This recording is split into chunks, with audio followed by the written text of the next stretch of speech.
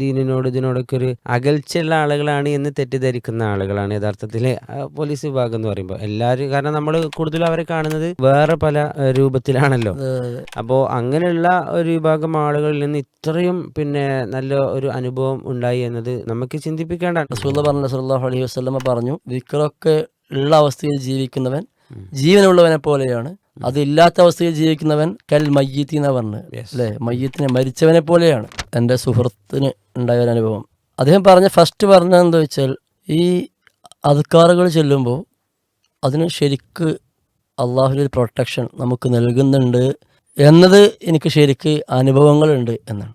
അപ്പോൾ അദ്ദേഹം ഒരു വർക്ക് ചെയ്യുന്നത് പോലീസ് ഡിപ്പാർട്ട്മെൻറ്റിലാണ്, ഒരു പോലീസ് സബ് ഇൻസ്പെക്ടറാണ് അദ്ദേഹം, ഒരുപാട് വർഷങ്ങളായി. അപ്പോൾ അദ്ദേഹം അതിന് ഉദാഹരണമായി പറയുന്നത് എന്താ വെച്ചാൽ, ഈ അക്രമാസക്തമായ സാഹചര്യങ്ങൾ സൃഷ്ടിക്കുന്ന ഒരുപാട് ആൾക്കാരുണ്ടാവും. മദ്യപിച്ച് വാഹനം ഓടിക്കുക, വീട്ടിൽ വല്ല പ്രശ്നങ്ങളൊക്കെ ഉണ്ടാകുമ്പോൾ ഭർത്താവ് ഇങ്ങനെ കത്രിക അല്ലെങ്കിൽ കത്തിയൊക്കെ പിടിച്ച് ഭാര്യയുടെ നേരെ ചൂണ്ടി നിൽക്കുക, ഭീകരാന്തരീക്ഷം സൃഷ്ടിക്കുക എന്ന് പറഞ്ഞാൽ ആ സമയത്ത് ആ വീട്ടിലുള്ള ആൾക്കാരും എന്ത് ചെയ്യൂല, ആരും അടുക്കൂല, എല്ലാവർക്കും പേടിയായിരിക്കും. അപ്പൊ ആ സമയത്ത് ഇദ്ദേഹം പറയുന്നത് എന്താ വെച്ചാൽ, കാണുന്ന ആളുകളും പ്രദേശത്തുള്ളവരും ആരും എന്ത് ചെയ്യൂല, അവിടേക്ക് അടുക്കൂല. കാരണം എന്താ ഉണ്ടാവുന്ന പേടിയല്ല, അപ്പൊ അറിയില്ല. ഇതറിഞ്ഞ് ചെല്ലുന്ന ഈ പോലീസ് ഉദ്യോഗസ്ഥരായാലും അവരും മനുഷ്യർ തന്നെയല്ലേ, അപ്പോഴും ഒരു സ്പേസ് ഇട്ടാ നിൽക്കുക.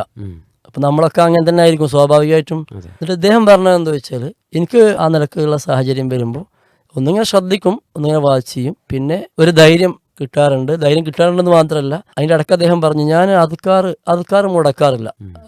ആ ഒരു പോലീസ് ഉദ്യോഗസ്ഥനായ അദ്ദേഹം പറയാണ്, ഞാൻ അദ്കാർ മുടക്കാറില്ല. അദ്ദേഹം സുബ്ഹി ജമാഅത്തിന് സ്ഥിരമായിട്ട് പങ്കെടുക്കുന്ന ആളാണ്, അതൊക്കെ എനിക്കറിയാം. സുബ്ഹി കഴിഞ്ഞാൽ അദ്കാർ സബഹ്, അദ്കാർ മസ്അ, അദ്കാർ സബഹ് ചൊല്ലി ലാ ഇലാഹ ഇല്ലല്ലാഹു വഹ്ദഹു ലാ ശരീക ലഹു ലഹുൽ മുൽക്കു വലഹുൽ ഹംദു വഹുവ അലാ കുല്ലി ഷൈഇൻ ഖദീർ എന്ന ദിക്ർ 100 പ്രാവശ്യം ചൊല്ലി പൂർത്തിയാക്കാറുണ്ട്. ഒരുപക്ഷെ ചിലപ്പോൾ ഞാൻ അവിടുന്ന് ആ 100 പ്രാവശ്യം ചെല്ലൽ പൂർത്തിയാക്കാൻ കഴിഞ്ഞിട്ടില്ലെങ്കിൽ ഞാൻ എന്ത് ചെയ്യും, ഡ്യൂട്ടിക്ക് പോണ സമയത്ത് ഈ ബൈക്കിലായിട്ട് അത് അവിടേക്ക് എത്തുന്നതിന് മുമ്പ് എന്ത് ചെയ്യും, ആ എണ്ണം പൂർത്തിയാക്കി ചെല്ലാറുണ്ട്. ഒരുപക്ഷെ അതുകൊണ്ടാന്ന് എനിക്കറിയില്ല, ഞാനങ്ങനെ ആ സമയത്ത് ഇടപെടുമ്പോൾ അവിടുന്ന് നമ്മളോട് ഒരു മാനസികമായിട്ടൊരു ധൈര്യം വരികയും ആ പിടിക്കുന്ന ആളുകൾക്ക് അത് കീഴ്പ്പെടാനുള്ള ഒരു സംഗതി വരാറുണ്ട് എന്ന് പറഞ്ഞിട്ട് അദ്ദേഹം പറഞ്ഞത് അദ്കാറുമായി ബന്ധപ്പെട്ട്. അപ്പൊ ഈ ദിക്റുകൾ ശരിക്കും കാണുമ്പോൾ ദിക്ർ മാത്രമേ കാണുള്ളൂ, പക്ഷെ ആ ദിക്റിൽ ഓരോ ഹദീസുകളാണല്ലോ. ഇപ്പൊ ബിസ്മില്ലാഹിൽ ലദീ ലാ യദുറു മഅ ഇസ്മിഹി ശൈഉൻ ഫിൽ അർളി വലാ ഫിസ് സമാഇ വഹുവ സമീഉൽ അലീം പ്രഭാതത്തിലും പ്രദോഷത്തിലും 3 തവണ ചെല്ലാൻ പഠിപ്പിച്ച പ്രാർത്ഥനയാണ്. അത് ചൊല്ലിക്കഴിഞ്ഞാൽ അദ്ദേഹത്തിന് പെട്ടെന്നുള്ള പരീക്ഷണങ്ങൾ ബാധിക്കുകയില്ല എന്നാണ് അതിന്റെ ബെനിഫിറ്റ്. ഇങ്ങനെ ഓരോ ദിക്റിനും ഓരോ ബെനിഫിറ്റുകളുണ്ട്. അപ്പൊ ശരിക്ക് എല്ലാ ദിക്റിന്റെയും ബെനിഫിറ്റും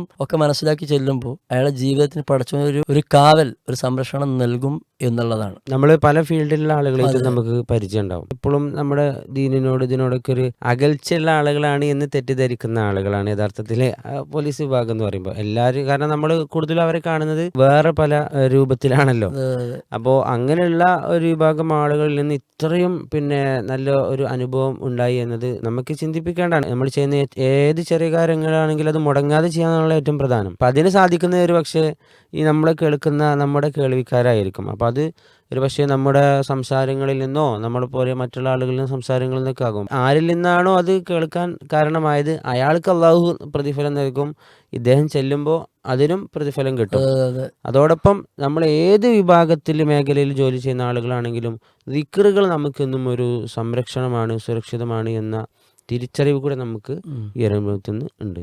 റബ്ബ് നമുക്ക് നൽകുന്ന ഒരു വല്ലാത്തൊരു ധൈര്യവും ശത്രുവിന് നൽകുന്ന ഒരു ഭയപ്പാടും അവിടെ ഓട്ടോമാറ്റിക് റബ്ബിന്റെ ഒരു സംവിധാനം, ഒരു സിസ്റ്റം ആയിരിക്കും അത്.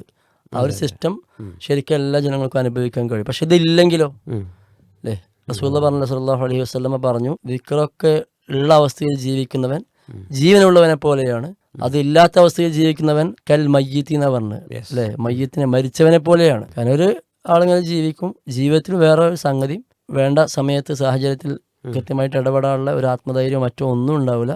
അങ്ങനെ ജീവിതം വരും പൊള്ളയായിരിക്കും എന്നാണ് പറയുന്നത്. നിങ്ങൾ ശ്രദ്ധിച്ചിട്ടുണ്ടാവും, ഇടപെടാൻ എല്ലാവർക്കും സംസാരിക്കാൻ പഠിച്ച കൈ കൊടുത്തിട്ടുണ്ടല്ലോ. പക്ഷെ ചില കാര്യങ്ങളിൽ ഇടപെട്ട് സംസാരിച്ച് അവിടെ ഒരു തീരുമാനം ഉണ്ടാകുന്നത് ആ ആളുകൾക്കുള്ളൊരു ക്വാളിറ്റി ശരിക്ക് ഇങ്ങനെ അവരുടെ സ്വകാര്യ ജീവിതത്തിൽ ഇങ്ങനെ അവർ കൂടുതൽ അള്ളാഹുവിനായിട്ട് അടുക്കാനും എല്ലാവരും കാണുന്ന രൂപത്തിലല്ല, അപ്പം അങ്ങനെ കുറേ അള്ളാഹുവിനായിട്ട് അടുക്കാനുള്ള സ്വകാര്യമായിട്ടുള്ള ദിക്റുകളും ദുആകളും ഖുർആൻ പാരായണങ്ങളൊക്കെ ചെയ്യുന്ന ആളുകൾക്ക് അള്ളാഹ് എന്ത് ചെയ്യും, അവരിലൂടെ അതങ്ങട്ട് ആ ഒരു പരിഹാരം അതിലൂടെ പരിഹാരം അവിടെ വരും. കാണിക്കപ്പെടും. അത് നമ്മൾ പ്രത്യക്ഷമായിട്ട് ഇങ്ങനെ കുറേ ആൾക്കാർ കാട്ടിക്കൂട്ടുന്ന ആളുകൾക്കൊന്നും വെറും ഒച്ചപ്പാടുണ്ടാക്കാനേ കഴിയുള്ളൂ. അതെ അതെ അതെ ശാശ്വതമായൊരു പരിഹാരം ആ വ്യക്തിക്കും കിട്ടണമല്ലോ. അതെ അതെ അതെ അപ്പോൾ നമ്മളവിടെ പരിഹരിച്ചു പറഞ്ഞ് പോയിട്ട് പിന്നെ അവർക്ക് അതുകൊണ്ട് പ്രയാസം ഉണ്ടാകാൻ പാടില്ലല്ലോ.